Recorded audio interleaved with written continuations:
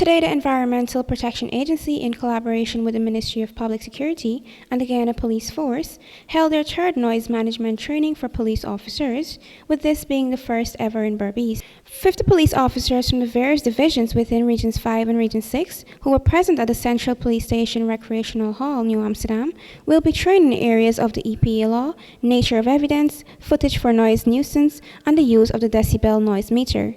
The training was prompted after various complaints that the police force does not act accordingly on noise nuisance reports from mostly persons in residential areas. According to Tashana Redmond George, Senior Environmental Officer, she said they will be working in line with the force to have noise meters in every police station so as to resolve the noise complaints.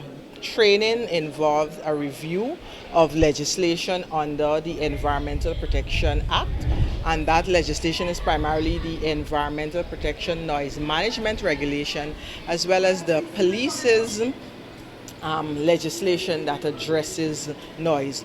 Both agencies have a responsibility for noise. So given our joint responsibility, we think it's very important that we collaborate and build capacity.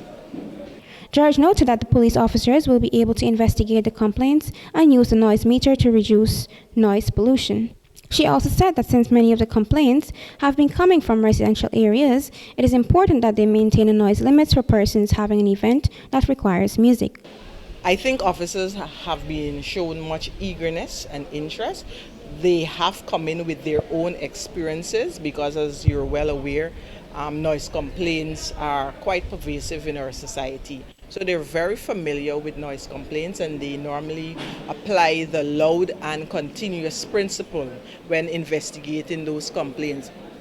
What we introduce them to is investigating these complaints, utilizing the noise meter and applying the permissible limits. The Guyana National Bureau of Standards has guidelines for the emission of noise into the environment that sets permissible limits for residential areas as well as other categories, but most of our complaints come from residential areas.